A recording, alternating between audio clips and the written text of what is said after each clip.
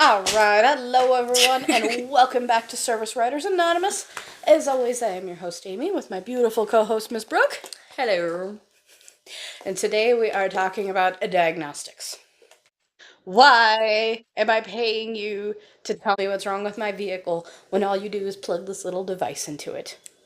I wish. I want to make something very clear, and I mean this in the most disrespectful way possible.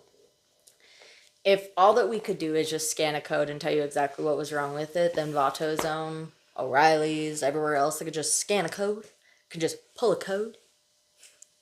They'd be in the billions, man. They'd be making that money. It's essentially the same thing as me asking me to just wave a wand over your car and fix it. That doesn't exist. It's not a thing. What pulling your codes are or scanning your vehicle to figure out what codes are stored is a starting point. It just tells me components I need to test, areas to work with, and it helps minimize my search. So if I have evap codes, I'm not looking from the front of the vehicle all the way back to the gas tank. I'm not looking all of there. It'll tell me certain areas that we can go to so that we can minimize the time it takes us to figure out what's wrong with it. Yes, those codes tell you which system is malfunctioning, not necessarily what component. Yes.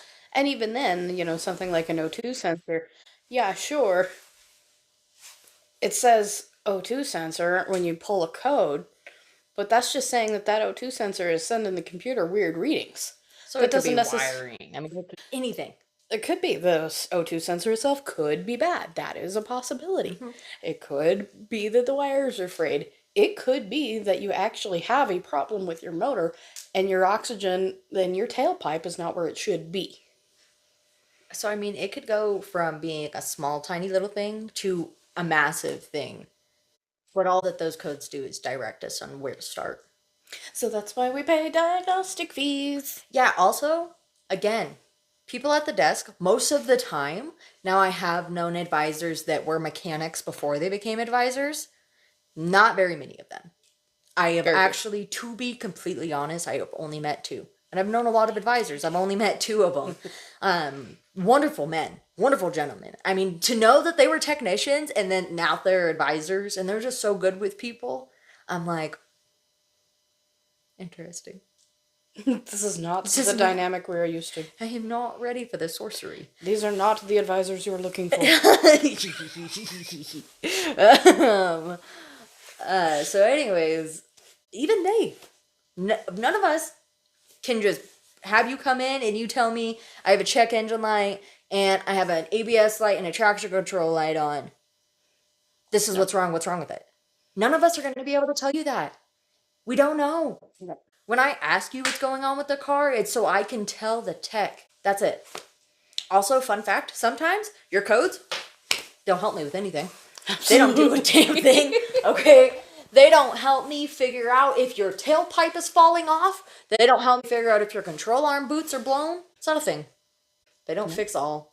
And sometimes they just don't want to go away. If you own a Subaru or a Jeep, just accept the check engine light is a feature of that vehicle. It is part of the ride, okay? It is to be expected. Have you seen the little duct tape hack? A little bit of electrical tape just right over that light? Never even seen it. Don't do that. I was kidding. Absolutely. Almost always, if there is a check engine light on, there is a fault that can be found and repaired. Yes. 98% of the time.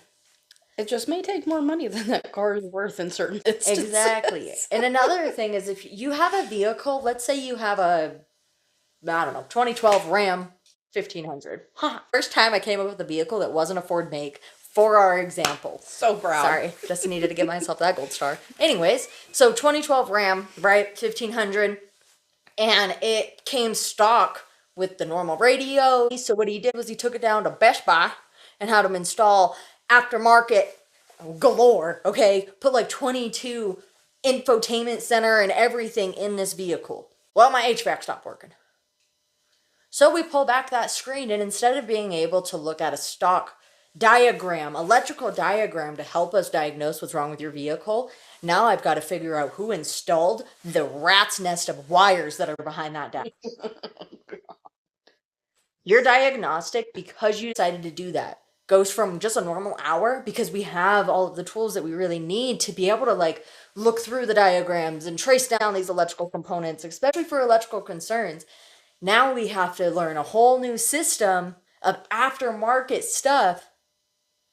Most of the time, we have to just make up our own rewiring. Yep. To be able to fix this stuff, because sit there and trace otherwise, wires. like Best Buy will transfer you to some Chinese company that doesn't explain anything to you and just gets mad at you for like not knowing. I called you for help. You were the helpline. Mr. Chen, I needed help. Calm Not down. sass. Okay. It's not my fault. You were named Chin.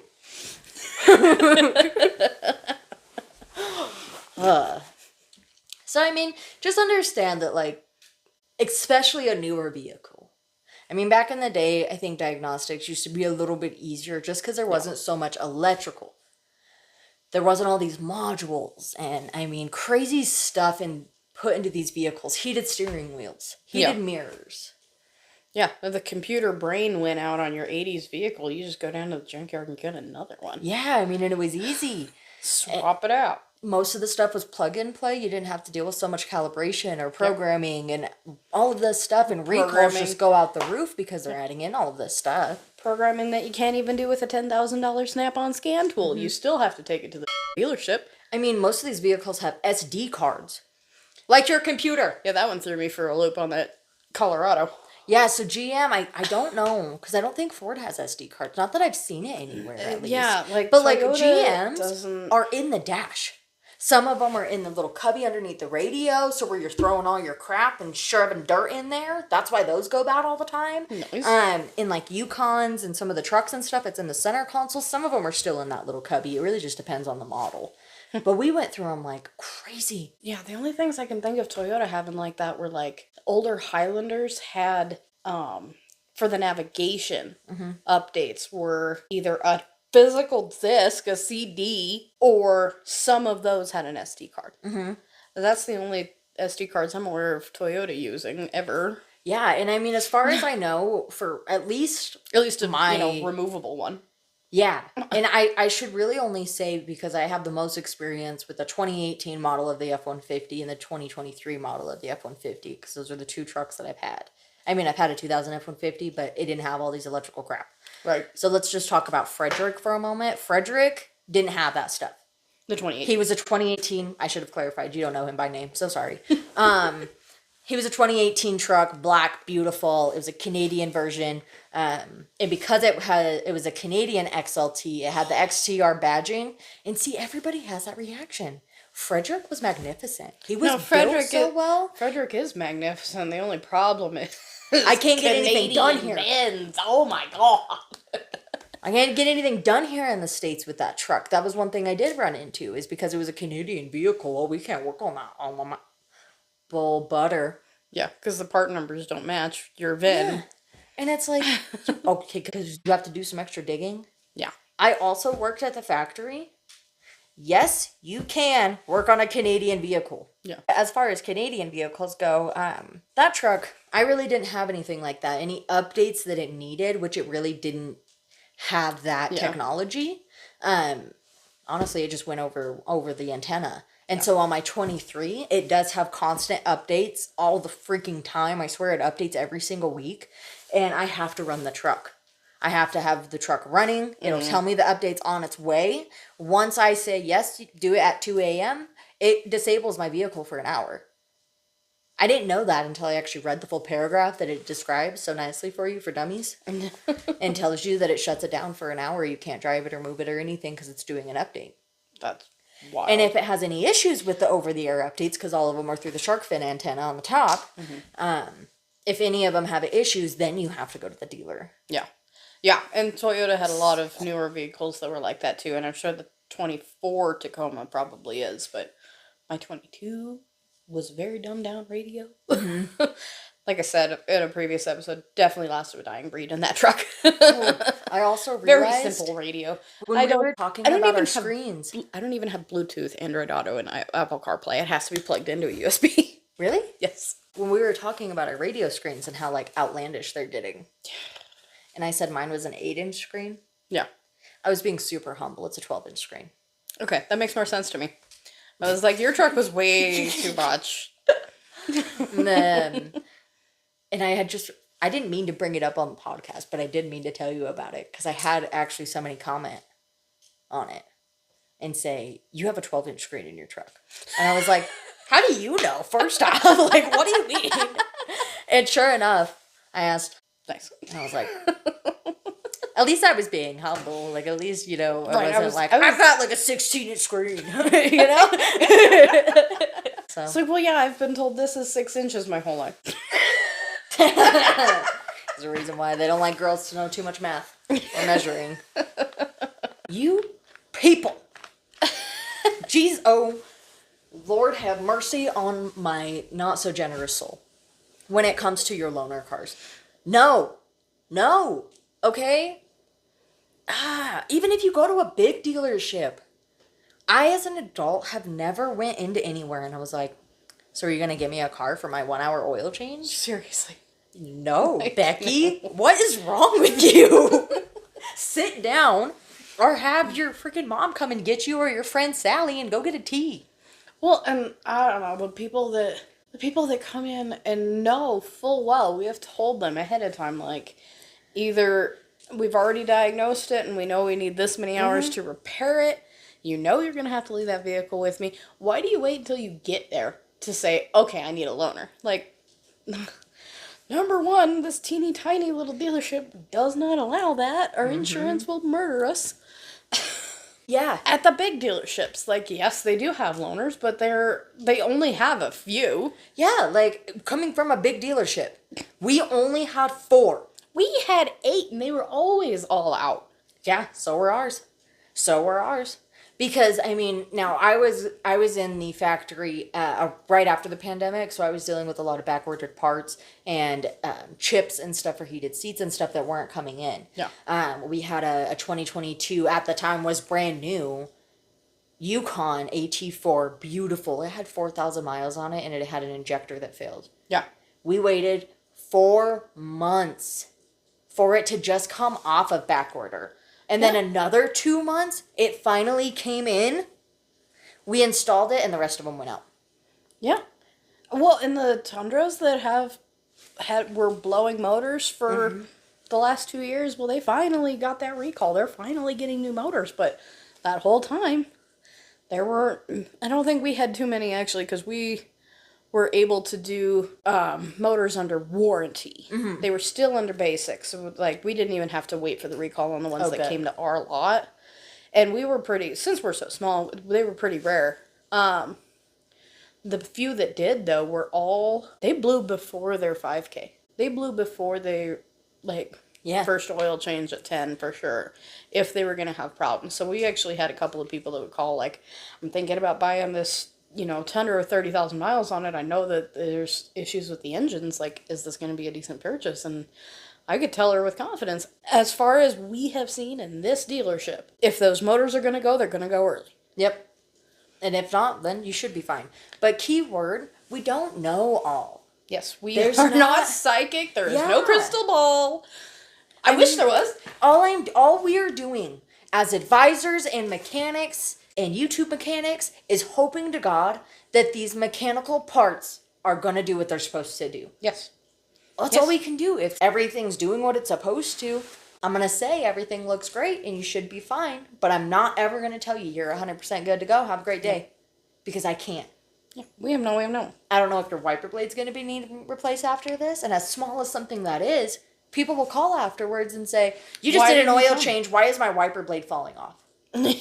Ma'am, I told you about that wiper blade first off. Secondly, I didn't touch your wipers. Yeah. Like, what is wrong with people? Like, I mean, you spray the windshield, make sure that they're not streaking and they don't need to be replaced yet. But we're not. I don't peel it up, take it off, see if it flaps in the wind. Like, there's nothing I need to do with it that way. I don't need to do that. We're flapping in the wind. Your wiper blades fly. Good to know. Oh my God, why am I actually seeing somebody's, like, rear wiper blade just flapping along? I believe I can fly.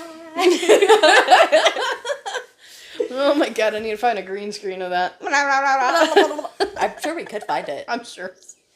Next. HVAC. I'm gonna let you. I'm gonna let you dive into that one. Why is my heater not working?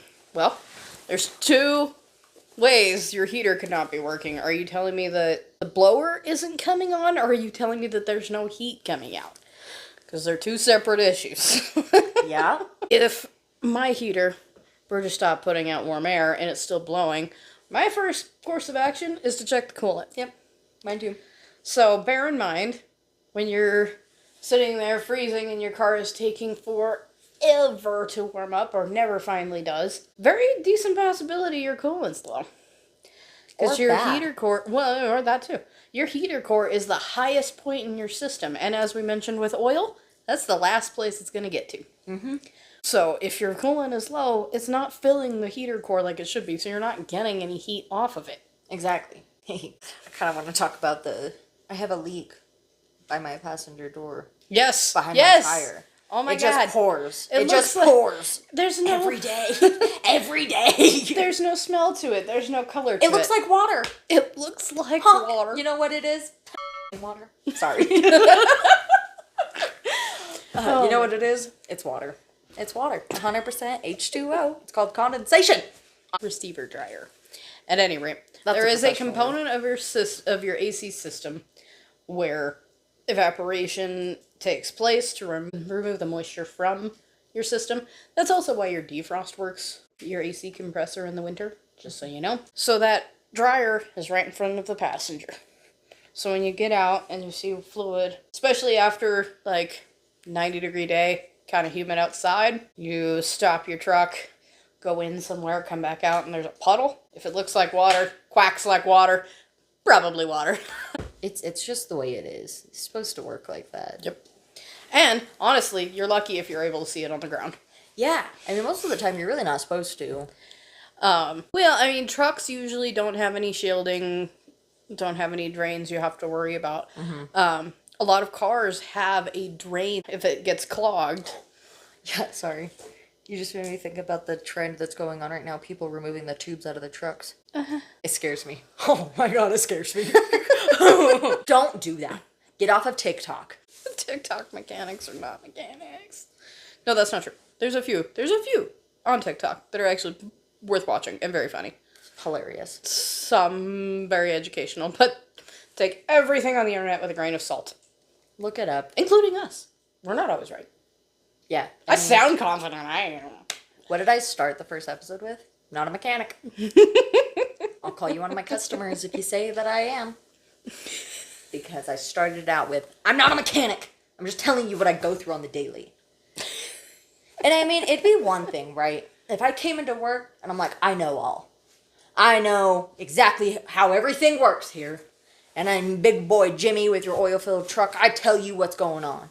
Absolutely. Not me. Not I. I don't know what the hell I'm talking about. I will never approach somebody like that. Unless I really do. But there's not a lot of, like, systems or repairs. Okay, that's not true. There's about 50% that I'm confident in explaining, knowing exactly what's going on with it. But there's about 50% that, guys, I'm not a mechanic. I haven't been doing this since I was in Pampers, okay?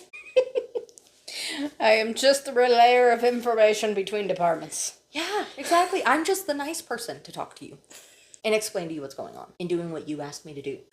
Another key thing.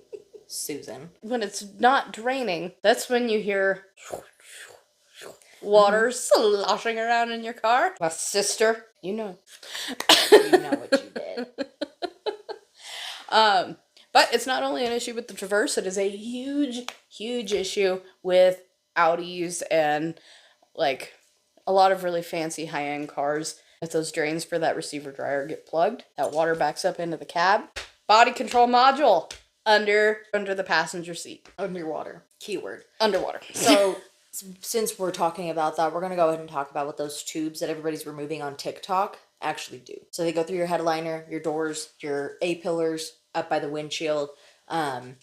Stop ripping them out. I'm going to say that in the most capital word that I could possibly say that. Don't do that. It is meant to drain the water out. What you just did there, Tommy, in your black lifted GMC, that's really nice. You just trashed that truck by doing that. Because what that does is filter, or like drain out that water. In my 2018 Frederick F-150, My tubes got clogged. My passenger door filled up with water. And I didn't notice it until I actually had my partner driving the truck and I was in the passenger seat. And we came up to a stop sign and he floors everywhere and then brakes. He loves the pedals and loves to use all of them. So he came up to the stop sign and slammed on the brakes. And when he did, I heard the water slosh and hit the door. And I was like, hold on, do that again. So he reversed, did it again. And he's like, huh. So he came out and he just popped off the little The plug at the bottom. yeah, a little rubber plug at the bottom. And so much water came out of that door. And thank the Lord I caught it when I did. Because if I wouldn't have been in the passenger seat, I wouldn't have noticed it for probably a while. Because I blare my music. Yeah. And you don't drive like a maniac. No, I don't. I drive like such a grandma. I mean, unless it's a Tuesday for some reason. Tuesdays, I am like race car Sally. I don't know what's happening on Tuesdays. I think I just need to stay home on Tuesdays. But anyways, I would have trashed all of my electrical components in that door. And I almost wonder if it's what played a part in my doors having issues that winter. Because it was that winter that I started to have them where it was telling me the doors weren't registering that they were locked. Or I couldn't get my window to roll down. Could be. Very well could be. But anyways, so none of that's quite important. Sorry, I sidetracked a little bit. But anyways, those tubes are meant to drain out that water to save your electrical components that are inside your doors, your dash. And if you have a sunroof, like, there's so much water that would collect. So much water, especially like, and this is a good thing if you wash your car a lot. It is a good thing to wash your vehicle because you're getting all of the road grime and all the crap off of it. It's a great thing to do and it makes your vehicle look nice. Oh gosh, especially somewhere they salt the roads. Exactly. That's what I mean. It's great to wash your vehicle constantly. Not constantly. I mean, if you live in a heavy salted area, yes, you should wash it at Once least a every week. week. Yeah. Just to make sure you're staying up on it. Because that stuff eats through the metal or steel. Eats through the paint, so it will start rusting frames, start rusting control components. That's why, and certain manufacturers have more issues with rust than others. Subaru, the wheel bearing the other day. GM. Toyota had the recall for the Tacoma frames. Yeah. That was crazy. When you told me about that, I don't know if you remember my face, but I can remember the feeling that I had. When I tell you my heart went into my butt and when you said that there was a recall on the frame, I was like, the frame? The frame? They total vehicles for that in insurance. Yeah. And oh my God. Yep. I still am kind of mortified about it, to be honest. I mean, it's just as bad as the motors on the Tundra. Like, these people are just driving around with recalls on the frame and the motor. Like, those aren't small components. It's not like you're riding around with a recall on your door lock actuator. Like, Yeah. those are so different. Well, yeah, and like, my husband building this truck right now, he's painted every component under that vehicle to keep it from rusting. Mm-hmm.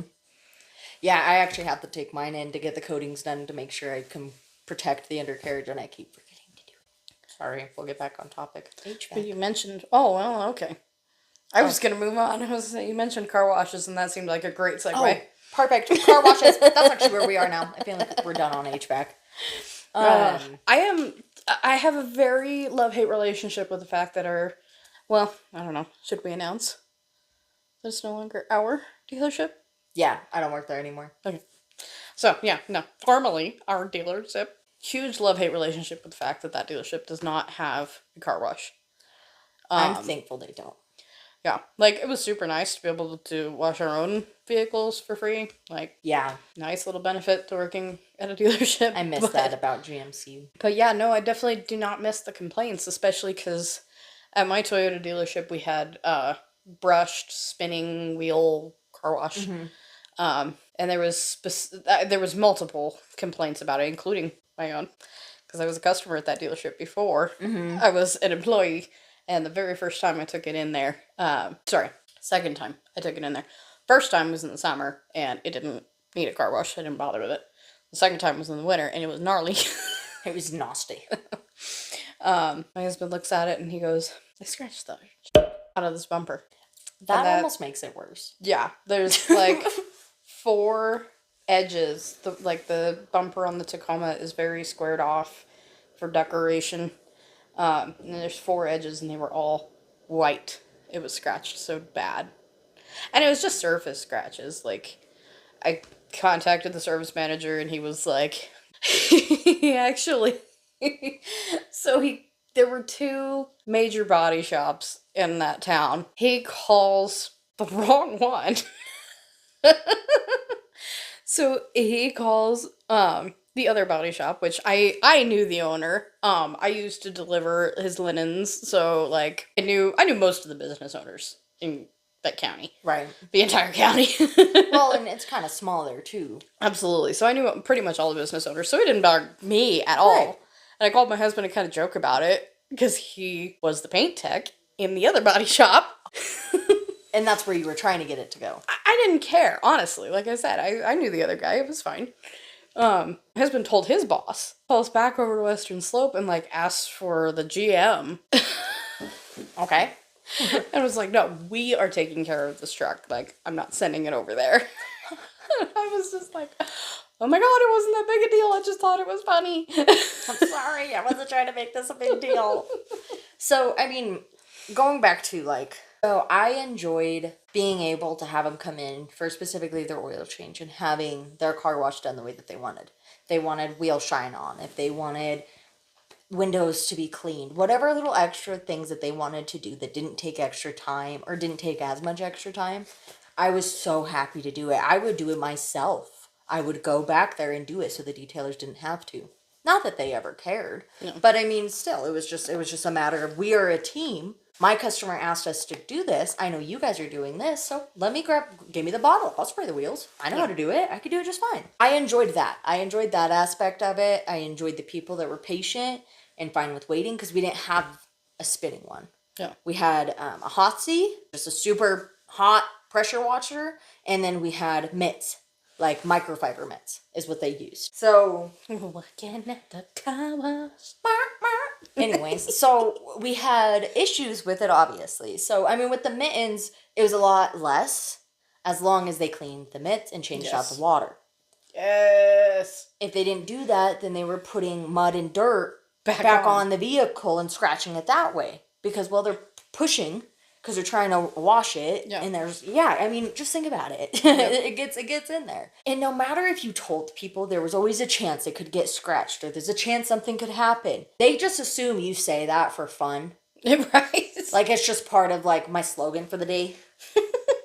And no, if I tell you that you want me to rush you in for an oil change so I have to use a sketchy rack, hey, there's a chance that while I go get your oil, your car could fall off the rack if you make me do it this fast. Oh my god. I'm talking about a real story. Holy cow. And they say, "What? Well, it's fine. Just make sure it doesn't fall off."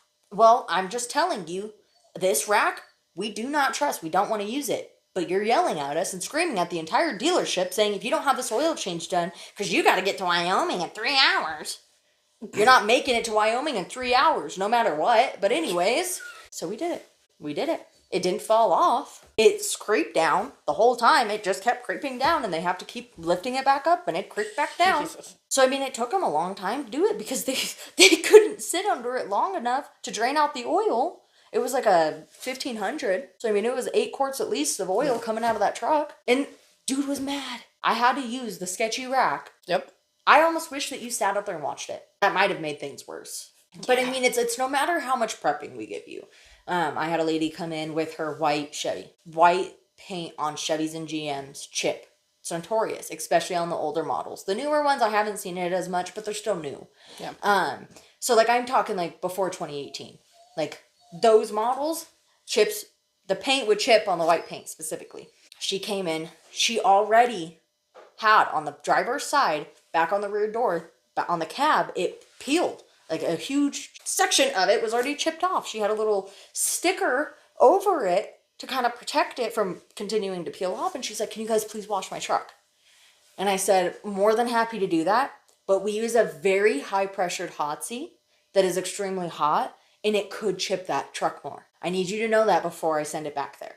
If that's not okay with you, I understand that would not be okay with you because there's a huge risk with it. Yeah. Like I can almost guarantee we will chip it more by doing it. She said, yes, it's totally fine if it chips more. I've got more stickers. She even said, I can't even believe I forgot that. This woman even told me I have more stickers I wanted to put on the truck. So it goes back. They chipped it more and they were so careful about it. Yeah. I watched them do it. They tried so hard. They were trying to be quick. But I think that's what got them is they were trying to be quick and the quick motion is what like caught it at the right angle to chip it. But anyways, We don't need to know that. Came up front. She seen it was chipped more, and I said, I told you it might happen, but at least you got more stickers. And she's like, this is unacceptable. Like, this chipped the whole door. And I said, no, it did not. I said, it did not at all. You already had this section chipped off where your sticker's covering it. Our section is like, literally, it was like this big. Like, it was so tiny, it was maybe the size of a small pickle that was chipped off more. And she tried to say that we chipped the whole door. That whole section was never chipped when she came in. That we put that sticker on to cover it. Oh my God. Like, it became a whole thing. And my stupid service manager was like, oh, we'll get it fixed for you. It's not that big of a deal. And I was like, it is a big deal. We don't need to waste money on somebody that knew what they were doing. They played the game and you let them win. Yep. And it makes me so mad that service managers will come out of their desk to be this superhero. Go back in your office. Yep. You don't need to be out here. First off, I didn't ask for you to be here. All you did is just prove this lady right by coming in and screaming and playing the game, and you will let her win. You're allowing it. You're wasting money of the dealership. Yeah. I mean, not just with service, but with every customer service position. It doesn't matter what your profession is. As a customer-facing service personnel, you're given a set of rules. You explain those to customers. Customers scream, and managers come in and say, oh, no, we'll just take care of that. You take all of the power away from your employees. You make your employees look like idiots. Yep. And you just encourage people to continue doing it. Yeah. I mean, I feel like as an adult in customer service, we're like parents to other adults. Like, we have to like tell them no. Yeah. And like, you're throwing a tantrum. It's okay. I know. I'm so sorry. I'm not doing that. I'm an adult. And if you're upset about things, sorry. Sorry, but so am I, dude. Yeah. Like, you think I want to pay $100 at the grocery store for 4 items? I'm not yelling at the clerk. Yeah. She didn't do this. Like, only people in the customer service area, I shouldn't say only, most people in the customer service environment understand that and know that. And some people outside of customer service, some people that work in the back all the time, they don't have to work with other people. Even when they go to another establishment, they don't come in with that attack like other people do when they come into customer service environments, like a clothing store, food, car maintenance, buying a car, anything that you have to go in and another person has to help you. Yeah, and I even being a customer service representative in various positions, various industries for the last 12 years of my life, I will absolutely build to anger. I will absolutely. My husband, who has been a paint tech, been in the back, never dealt with customers. He is way more likely to drag me off because I've gotten outrageous. Oh no! But it's like I expect the same level of customer service that I give. See, there's a difference though. I felt like that's where you were going with this. And no, there's a difference. If you suck at your job and you don't care, okay, I'm gonna talk about Subway workers specifically. First off, this is one of my favorite places to eat is Subway. I love Subway. How nice is it to have like a long shift and just be able to get a nice cold sandwich with delicious toppings that aren't soggy and gross, and the breads, it's delicious. And I love to talk to the people most of the time. I specifically have a location here where we live that I'll go to. Like 30 minutes out of my way, I will go to that location because of the environment I get when I'm there. Even if I have one that's 2 minutes from my house. Yeah. I'll go the 30 minutes to that location to be with those people. So anyways, I go in there. My people were gone. Okay, my people were gone. There was a whole new grouping of staff. So I said, okay, don't do it. Attitude out the door. Okay, these are new people. Just be nice. I told myself ahead of time, just be nice. Talk to them. Maybe I'll build a relationship with them like I had with my last ones. My last ones, I didn't even have to tell my order to, okay? So I was spoiled. I was spoiled ahead of time. So anyways, I tell them what I want. I want an Italian BMT footlong on wheat. Okay. What bread? Wheat bread. Okay. Do you want it toasted? No, thank you. What kind of cheese? Pepper jack, please. You want it toasted? Nope, I don't. You said you wanted to... See, that time, I'll come over. I'll come over that glass and say, dude, if you ask me one more time if I want it toasted, I'm going to toast you, brother. Okay? I'm going to put you in that oven. And maybe you needed to bake for an extra 9 months. Okay? Maybe you weren't ready to come into this world. Because Jesus Christ, I can tell you were raised with an iPad. Oh my God. And I have genuinely asked people, specifically working at that Subway, and specifically working at the McDonald's here in town as well, not at the mall, the other one, specifically ask them, if you hate to talk to people that much, if you have no ability to filter yourself and speak to somebody with enough respect and competency, why are you doing this job? If I have to tell you one more time, I want 4 sweet and sour sauces. And I only want 1 10-piece McNugget, not 3. True story. They gave me 3 10-pieces. I asked for 1. I asked for 1 10-piece. Did they charge you for 3? Yeah, they charged me for 3. So when I tell you, it took the grace of God in me to sit here and pray and say, do I leave or do I cause a scene? And I said, just leave. You got 20 extra nuggets? Give some to your dogs. It is what it is. It is what it is. If they hadn't charged me for them, I would be totally fine with that. Well, then what made me even more mad when I got home after arguing about the 4 sweet and sour sauces, because I just gave up with the fight about the chicken nuggets. Like, I literally sat in line for 30 minutes. This is totally not about service. I mean, it kind of is. So anyways, I'll keep telling my story.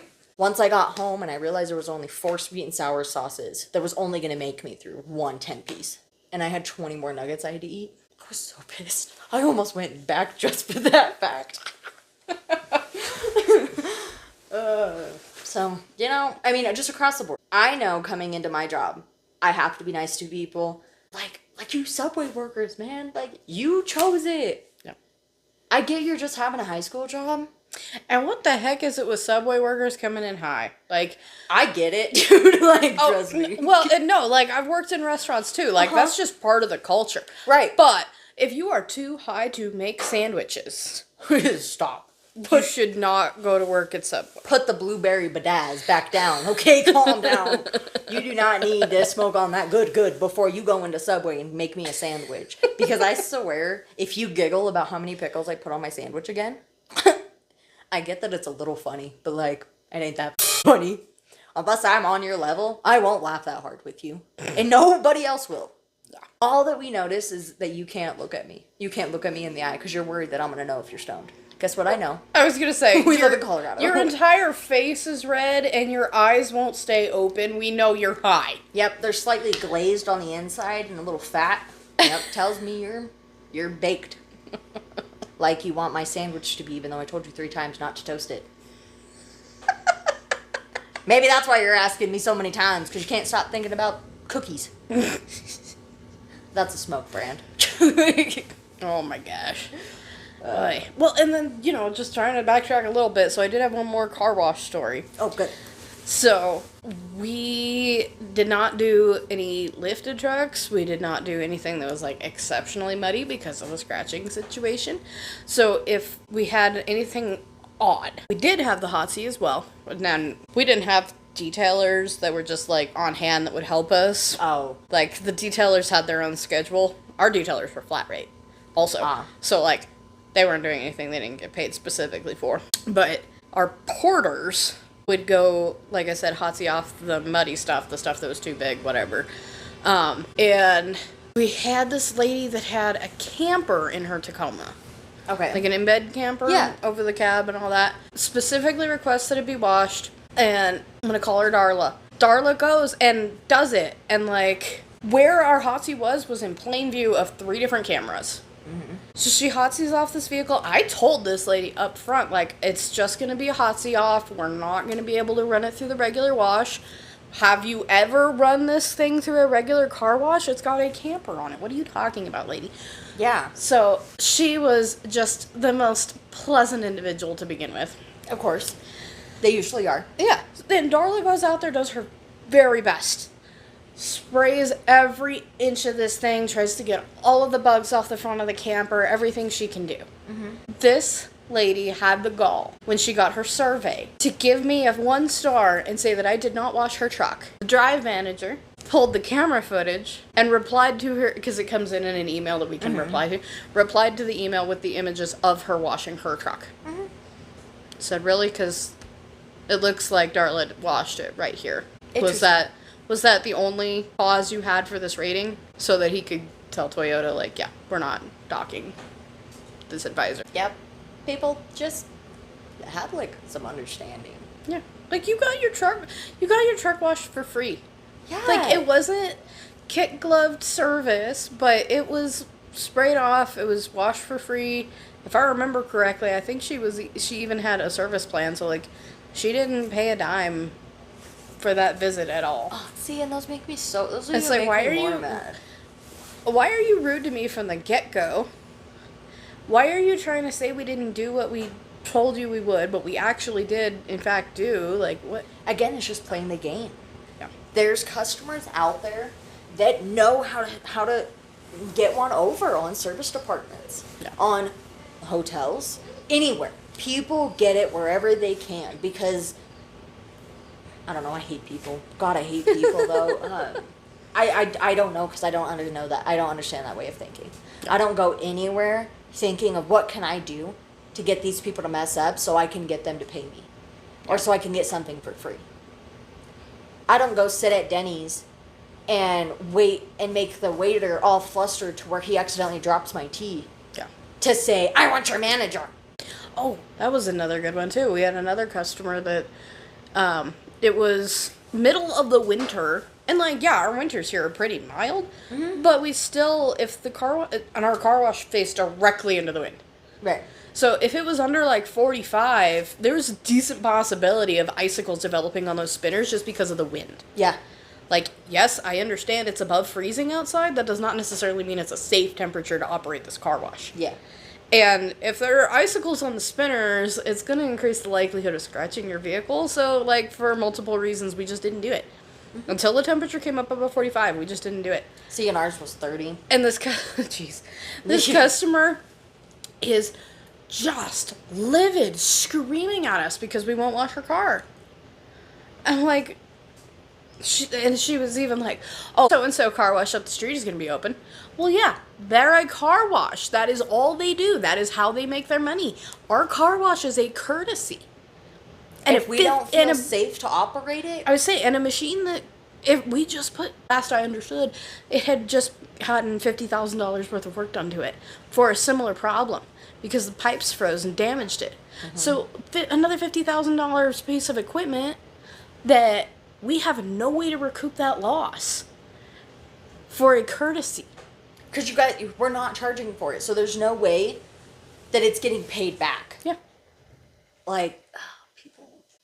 So, still working on what I'm going to title it, but for our shorts and probably a little bit during longer episodes, I want to talk about women in automotive history. Oh, sorry. Okay, I was like... is this a customer? Still trying to figure out what I'm going to call it in the shorts series, because, yeah. So, what started this was, my husband was talking about the 8.1 liter engine in his truck. Mm-hmm. And he was pretty adamant that was, like, one of the biggest production motors ever put into a regular vehicle. Mm-hmm. Which he was pretty much right. And I was thinking of, like, Audi has, like, some W configurations and stuff like that. And I was like, those have got to be bigger, but they're not. They're not. And so I Googled it. I was like, so what is the biggest engine in a production car? And it turns out it's actually from a 1910 Fiat. Maybe I'll find a picture. So that got me thinking, well, does that even really qualify as a production car? Thinking like Henry Ford introduced the production line somewhere in like the 1920s. Right. So just Googling that led me down to what was considered the first practical car, which was basically a very large bicycle with a big bench seat, very large tricycle, rather, with a large bench seat, that was designed by Carl Benz. Mm-hmm. His wife, Bertha Benz, is actually the reason that vehicle exists. And just to make me a little bit upset, Carl Benz was induced into the Automotive Hall of Fame in the 1980s, I believe. And Bertha was not induced into the Hall of Fame until 2016. Oh, wow. But they are the only couple in the Automotive Hall of Fame. Backtracking.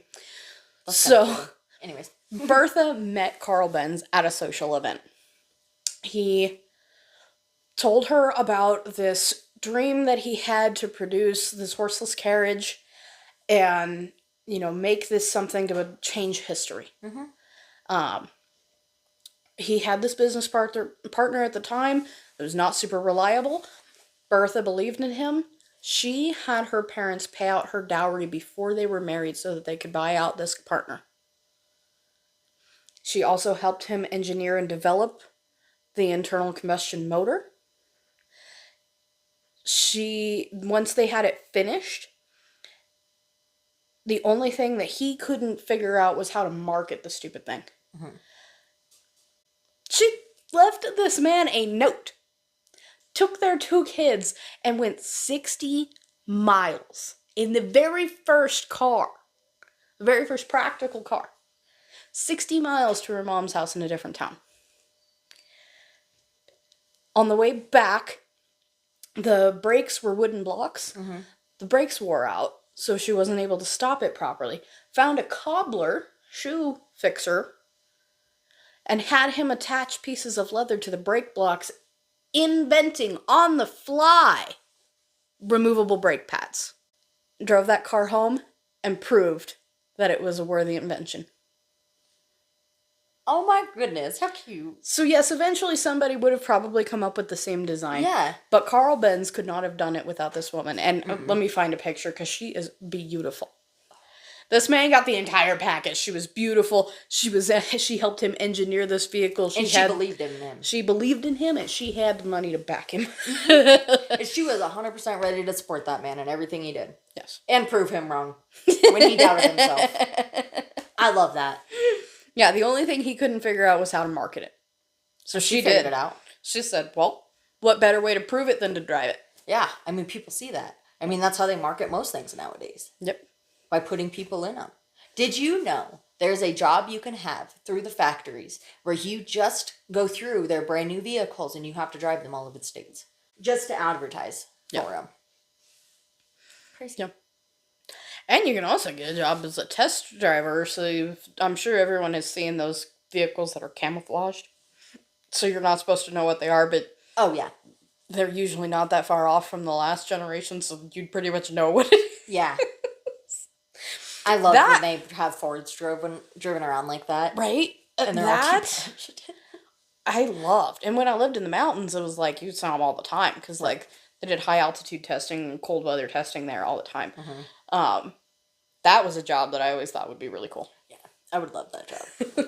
Be able to drive these crazy vehicles. I mean, if, like, some catastrophic stuff happened to them, that wouldn't be great. But, I mean, at least I'd see some cool stuff. But you're out there to test their vehicles, so if something goes wrong, you just call a tow truck and it's on their dime. Fun fact, I kept a baggie of pieces that I pulled out of an oil pan from an engine that blew up going 75 miles an hour. So, like, all of the stuff on the inside blew apart and fell into the oil pan. And I had just chunks of rods and rocker arms and all of this stuff all inside this bag. Yeah. And a huge hole punched through it. I'll have to find a picture of the piston that my husband took out of the motor that came in the Suburban when he bought it. Because that's the motor that he put in it is one that he bought from a friend. Oh, that's amazing. Well, I'm glad we were able to talk about Bertha Benz. Now, are they in relation to, like, Mercedes-Benz? Yes. Okay.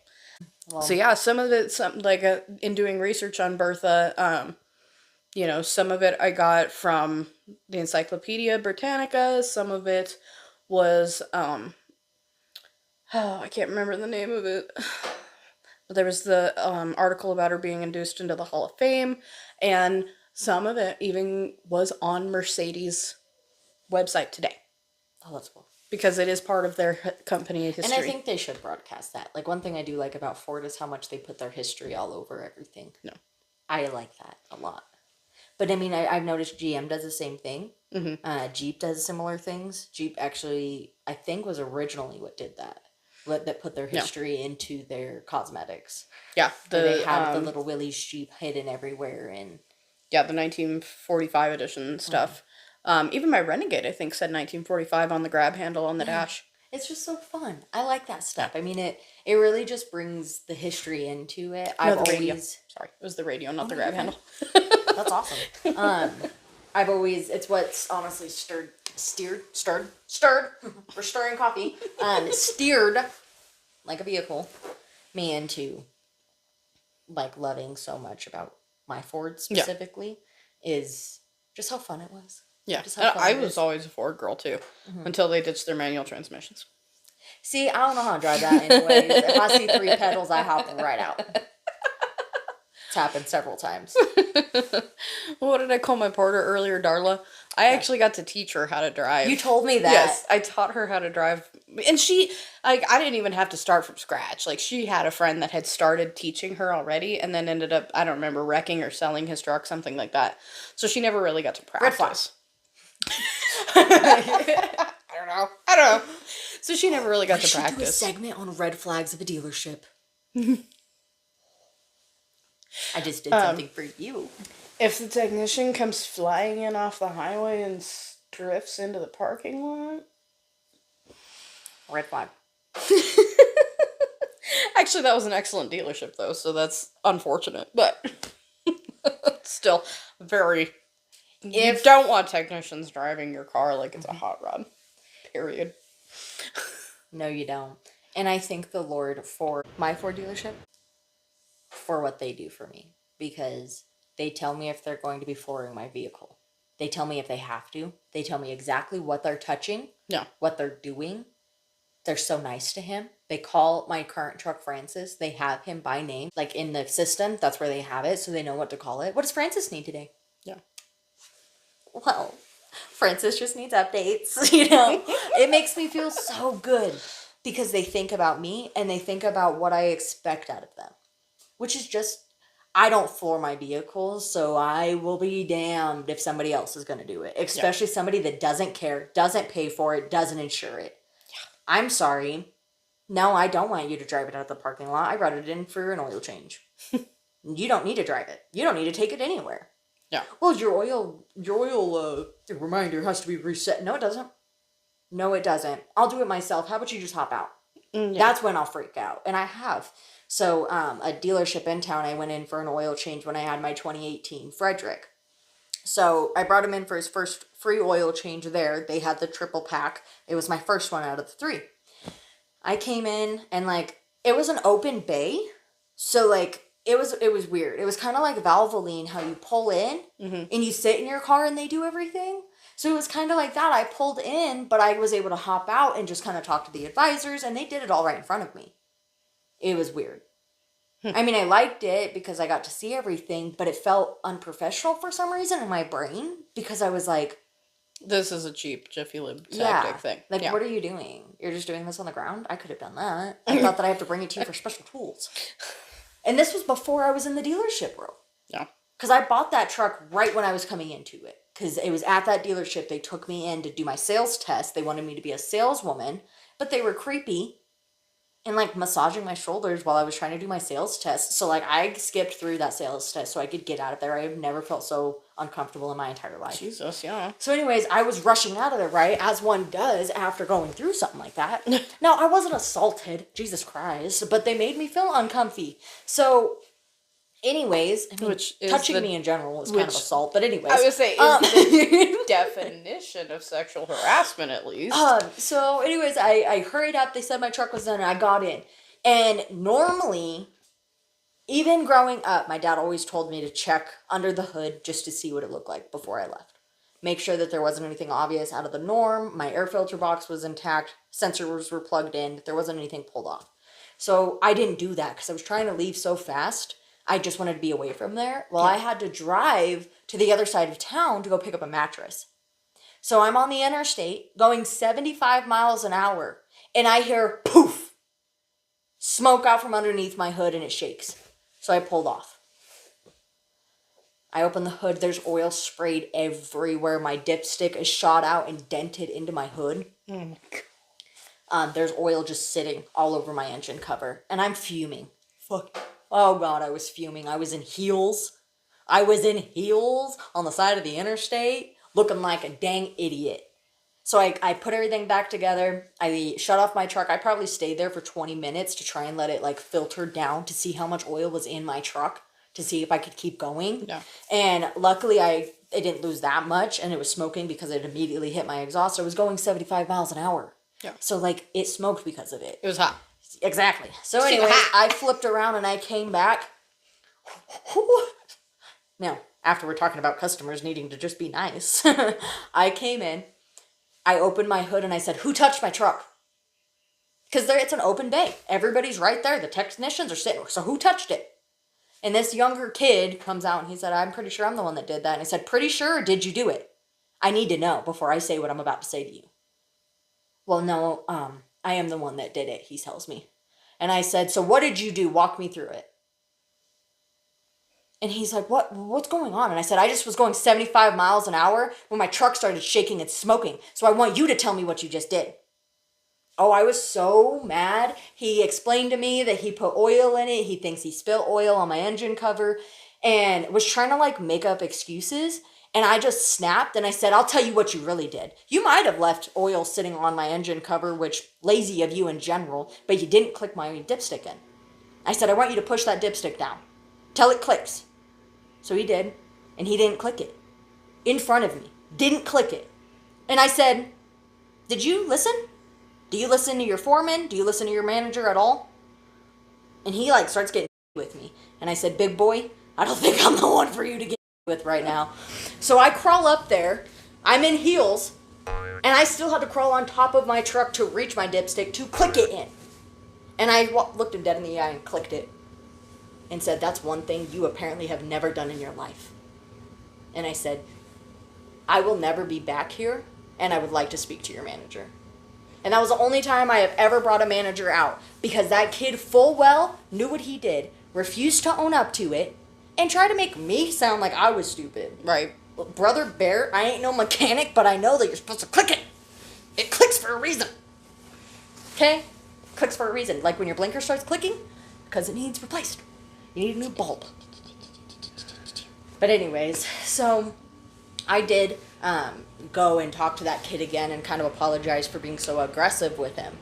But I told him, I said, as at the time I was 20 years old, I was like, "I'm 20 years old. I was driving going 75 miles an hour when that happened. I trusted you to do something for me, and you failed to do that with the most disregard. Yeah.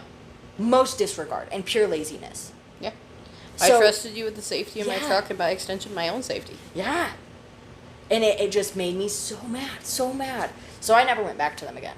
And I am a, like, one strike and you're out kind of a person when it comes to that. Yeah. You mess up one time, I won't go back because I know what I'll do to you when I come back. So, like, that sounds bad. It's for your protection. Yeah, like, I know my aggression. I have anger issues. I do.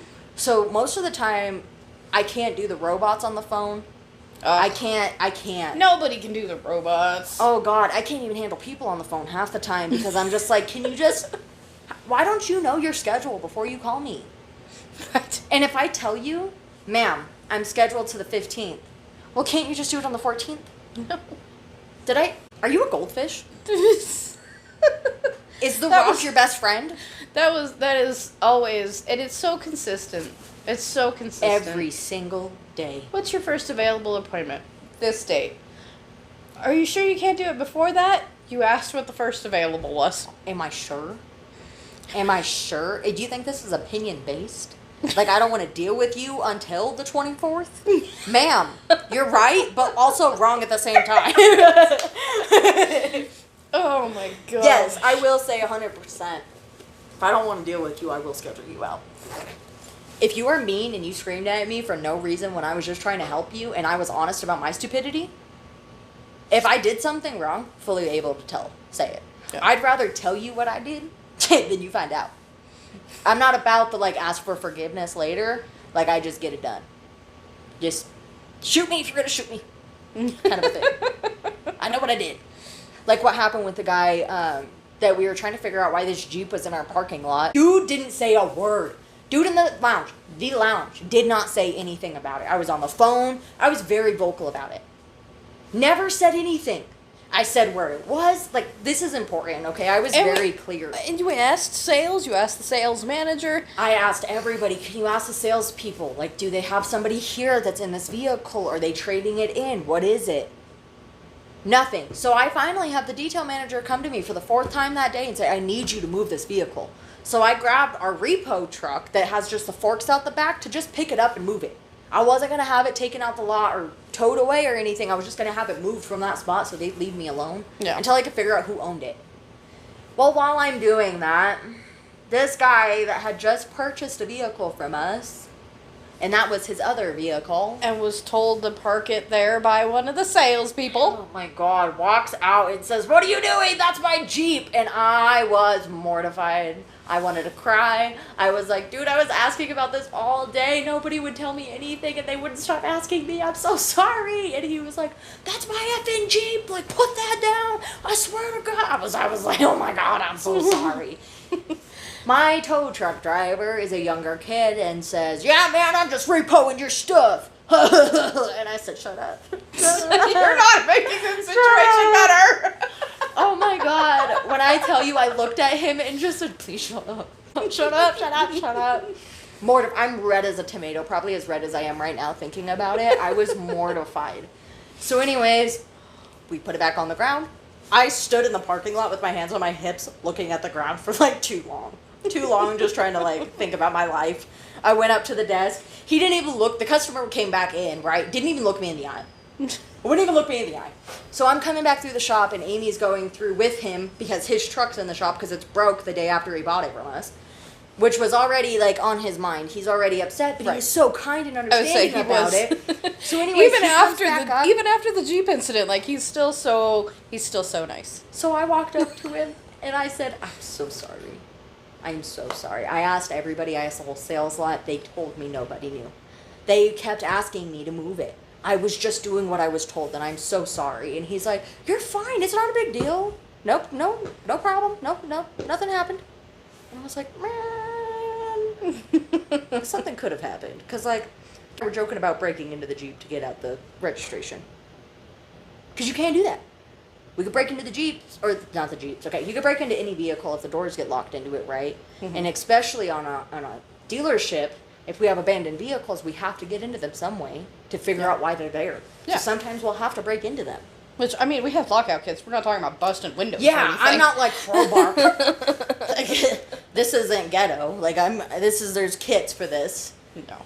Well, that's I would say, I think that is an excellent ending.